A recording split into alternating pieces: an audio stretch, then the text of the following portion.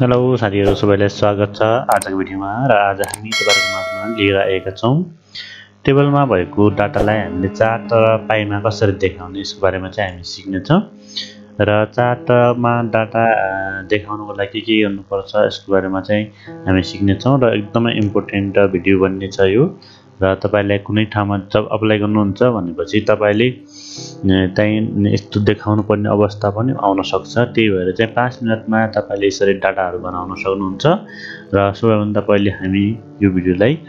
first के गर्छौं भन्दाखेरि डाटा ल्याउँछौं यसमा जस्तै मैले तपाईलाई देखाइदिन्छु यहाँनिर जस्तै मैले दोस्रो पेजमा टेबल कसरी ल्याउने हैन यसरी टेबल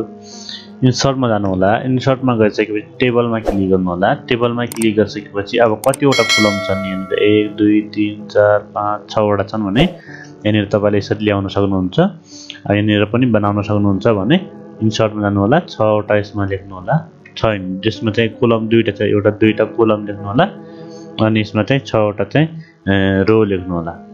ओके गर्दिनु होला ओके गर्नु हो भने यस्तो टेबल अटोमेटिकली बन्छ र ठुलो बनाउनु हुन्छ भने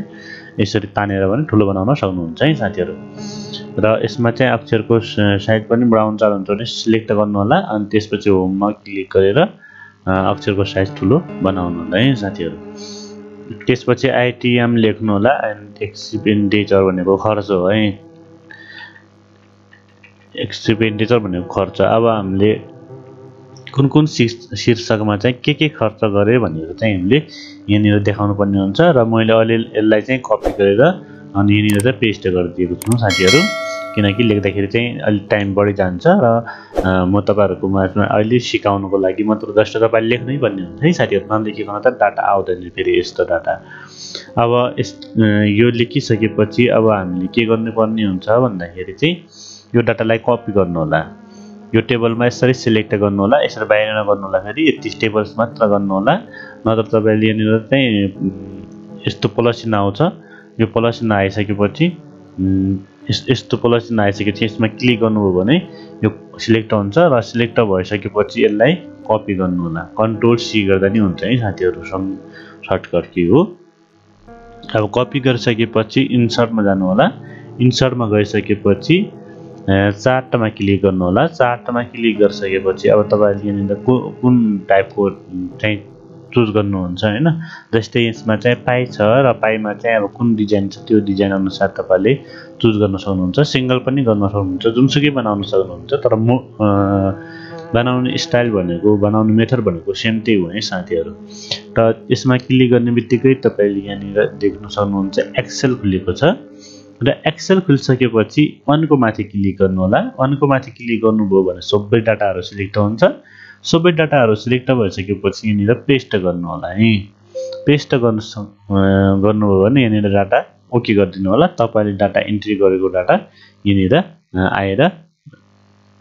बसेको छ यहाँनिर आउँछ र यो डाटा आइसकेपछि हाम्रो अटोमेटिकली यहाँनिर तपाईको पाई पनि बनिसकेको छ र यसलाई हामीले अब यति गरिसकेपछि क्लोज गर्दिनु होला क्लोज गरिसकेपछि हाम्रो डाटा यहाँनिर आइसकेको छ र यहाँनिर चाहिँ सबै डाटाहरु देखाइसकेको छ र यसमा चाहिँ डिजाइनहरु पर्सेन्टहरु राख्न चाहनुहुन्छ भने यहाँनिर क्लिक गर्नु होला डिजाइनमा गएर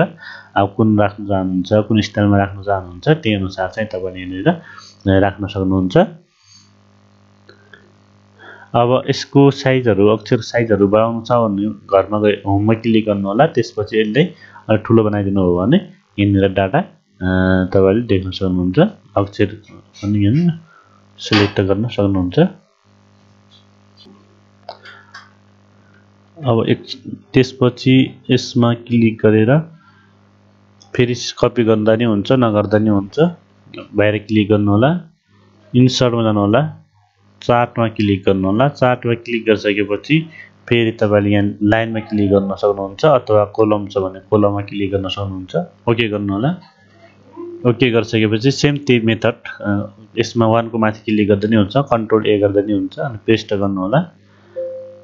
ओके गर्नु होला त्यसपछि यहाँनिर डाटा आउँछ र यसलाई तपाईले हेर्न सक्नुहुन्छ अब यसलाई सिधा डाइरेक्ट बन्द गर्दा नि हुन्छ बन्द गरिसकेपछि अब यसमा चाहिँ हाम्रो अलि डाटाहरु फरक दिएको छ सिरिज 2 सिरिज 3 भनेर दिएको छ अब यसमा चाहिँ यो कलरहरु दिएको छ यो कलरलाई चाहिँ तपाईले हटाउनु पर्ने हुन्छ यो हटाउँदाखेरि अटोमेटिकली यो सिरिजहरु हट्छ यसमा क्लिक गर्नु होला यस्तो सिलेक्ट भइसकेपछि डिलिट गरिदिनु होला है र यसको पनि यहाँ देखि तपाईले यसरी डाटाहरुको टाइपहरु राख्न सक्नुहुन्छ यसरी डाटा डिजाइनहरु इफेक्टहरु राख्न सक्नुहुन्छ हाम्रो भिडियो कस्तो लाग्यो हजुरलाई लाइक सब्स्क्राइब गर्नु होला थ्यांक यू